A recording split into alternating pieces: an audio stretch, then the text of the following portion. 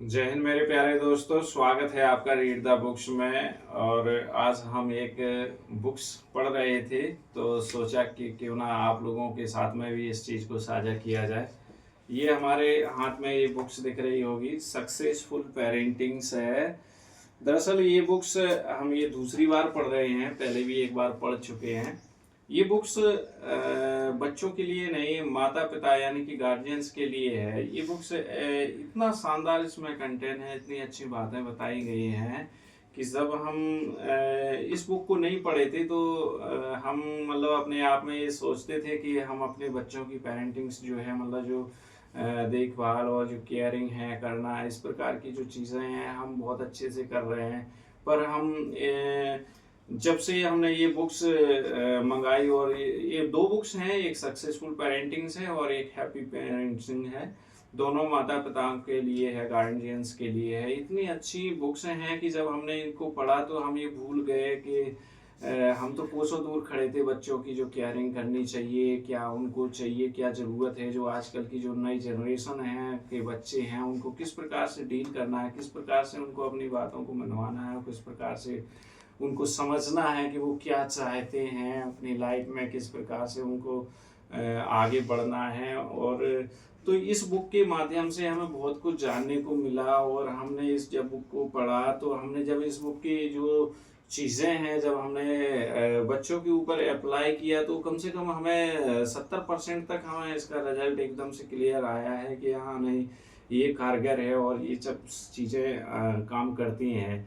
बहुत अच्छी बुक्स है। इसको मैं इसलिए मेरा मन करा कि मैं दोबारा इसको पढूं और साथ में आप लोगों के साथ में भी शेयर करूं, जिससे कि आप लोग भी अगर चाहें तो ये बुक्स को पढ़ सकते हैं। और बहुत बढ़िया बुक्स है, जिससे कि हमें ये बहुत सारी छोटी छोटी बातें, चीज़ें हैं जो हम बच्चों के साथों में हम हर रोज़ मतलब गलतियां करते हैं, बहुत सारी ढेर सारी गलतियां करते हैं जो कि हमें पता ही नहीं चलता है। लेकिन इस बुक के माध्यम से हमें मेरे को ये जानने को मिला है कि वाकई में हमें क्या करना चाहिए, क्या नहीं करना चाहिए बच्चों के प्रति। क्योंकि आजकल की जो जनरेशन है ना, उस किस प्रकार से उनको आपको डील करना है, किस प्रकार से उनकी जिद से लड़ना है, किस प्रकार क्या वो चाहते हैं, क्या उनको समझने की क्या समझना है उनको, किस प्रकार से कि जिससे कि बच्चे अपनी बात माने और अपनी बात को लेके वो आगे पढ़ाई अच्छे से करें। क्योंकि आप देख ही रहे होंगे कि किस प्रकार से आज जो माहौल बने पड़े हैं, फेसबुक से लेके आपके यूट्यूब और मोबाइल। जबकि बच्चा, आप देख ही रहे होंगे हर परिवार में बच्चा मोबाइल से ज़्यादा मतलब कनेक्ट रहता है। जब भी देखो एक बार बच्चे को मोबाइल चाहिए, तो बच्चे को मोबाइल भी देना है तो किस प्रकार से देना है, कैसे उनको क्या चीज़ें मोबाइल में उनको निकाल के देनी है। कि क्योंकि मोबाइल में पॉजिटिव चीज़ें भी हैं, नेगेटिव चीज़ें भी हैं। अब वो आपके ऊपर निर्भर करता है कि बच्चों को आप क्या दिखा रहे हैं, बच्चा आपका क्या देख रहा है। क्योंकि मोबाइल में तो सारी चीज़ें हैं, पॉजिटिव नेगेटिव दोनों चीज़ें हैं। तो ज़्यादातर बच्चे क्या है कि वो तो अनकॉन्शियस होते हैं, इतने समझदार नहीं होते हैं कि उनको क्या देखना है क्या नहीं। तो ज़्यादातर वो नेगेटिव पॉइंट पर ही ज़्यादा चले जाते हैं। तो ये चीज़ें जिस प्रकार की जनरेशन जो मोबाइल से कनेक्ट है और भी ऐसी चीज़ों से है,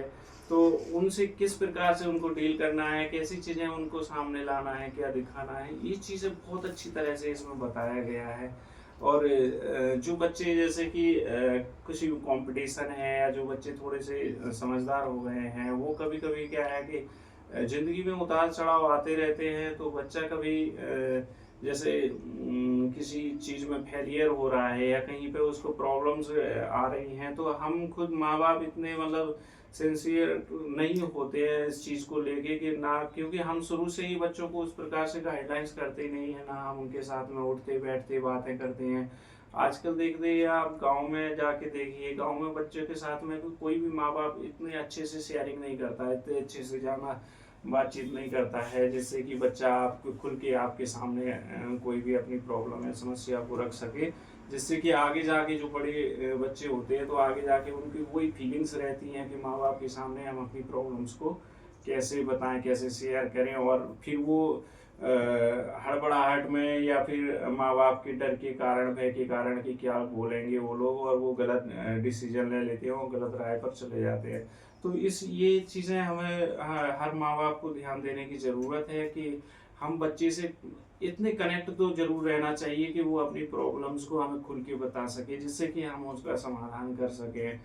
क्योंकि नहीं तो आजकल बच्चे ये इसी भय के कारण कि माँ बाप क्या बोलेंगे, क्या सोचेंगे, और वो नेगेटिव पॉइंट में चले जाते हैं और फिर वो बड़े दलदल में घुस जाते हैं, और फिर वहाँ से निकलना फिर उनका बड़ा मुश्किल हो जाता है। क्योंकि हम लोग को तो पता नहीं चलता है, माँ बाप को तो पता नहीं चलता है कि बच्चे की क्या प्रॉब्लम हो। बच्चा सही से खुल के आपके सामने आ नहीं पाता है। यदि आप शुरू से ही बच्चे से खुल के रहेंगे, उसके सामने सही से आप डील करेंगे, उसको सही से फ्रेंडशिप के तौर पे आप उसके साथ में रहेंगे, तो स्वाभाविक है बच्चा आपको छोटी से छोटी बात को भी आपसे शेयर करेगा, तो आप उसकी मदद कर सकते हैं। ये सी चीज़ करना चाहिए, हर एक माँ बाप को करना चाहिए। जो कि आज ना के बराबर जो गांव में है माँ बाप, वो तो बिल्कुल भी बच्चों के साथ में कनेक्ट ही नहीं होते, ना उनके साथ में खेलना उठना बैठना, क्या प्रॉब्लम्स है, क्या नहीं आ रही है बच्चों को, क्या फील कर रहा है बच्चा, क्या प्रॉब्लम से जूझ रहा है, ये सब चीज़ें हमें कंटिन्यू बातें करते रहना चाहिए बच्चों के साथ में, जिससे कि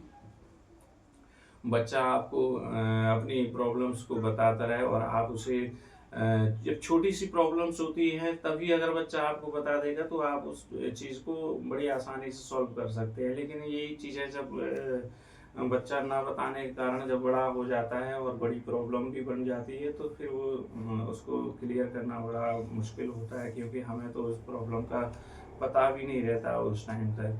तो ई बुक्स के माध्यम से बहुत सारी चीज़ें ऐसी हैं कि हम जो नहीं कर रहे थे बच्चों के साथ में वो करना चाहिए, और जो करना चाहिए कर रहे थे वो नहीं करना चाहिए, ऐसी चीज़ें हैं। हम लोग ज़्यादातर बच्चों को डांट फटकार हर इसी चीज़ पर ज़्यादा विश्वास करते हैं।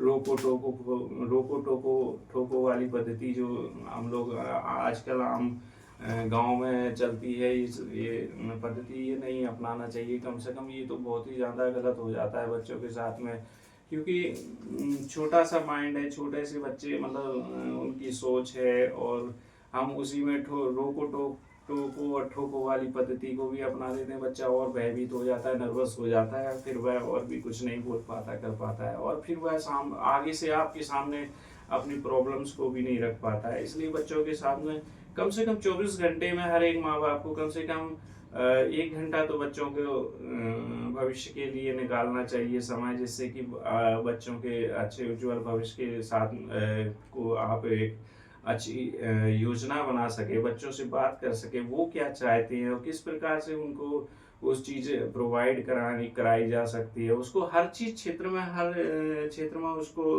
आप उससे बात कीजिए, हर क्षेत्र के बारे में बात कीजिए। ये नहीं कि ये चीज़ उससे नहीं कर सकते, ये चीज़ शेयर नहीं कर सकते, वो नहीं कर सकते। प्रत्येक चीज़ शेयर कर सकते हैं अपने तरीके से, और इस बुक में अच्छे से बताया गया है कि आपको किस प्रकार से बच्चों के साथ में बातचीत करनी है।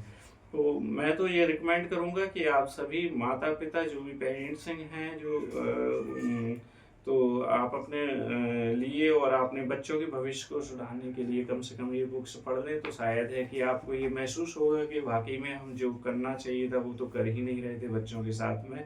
मुझे ये बुक बहुत बढ़िया लगी है, शानदार लगी। ये मेरे घर पे 2 बुक्स हैं, ये मेरी वाइफ ने भी पढ़ी है ये, और मैं भी एक बार पढ़ चुका हूँ, दूसरी बार पढ़ रहा हूँ। तो मैं इसके बुक के बारे में और ये बच्चों के बारे में, केयर टेकिंग के बारे में बहुत सारी ढेर सारी बातें करना चाहता हूँ, लेकिन क्या है कि वीडियोस ज़्यादा लंबा हो जाएगा इस प्रकार से मैं बात करूँगा। तो बस अब मैं अपनी बात अगली वीडियो के नेक्स्ट में लाऊंगा, तो और सारी ढेर सारी बातें आपसे करूँगा जो बच्चों के साथ में किस प्रकार से हमें व्यवहार करना चाहिए, किस प्रकार से उनके साथ में हमें कनेक्टिविटी हमेशा के लिए रख के रहना चाहिए। तो जय हिंद, जय भारत, जय संविधान।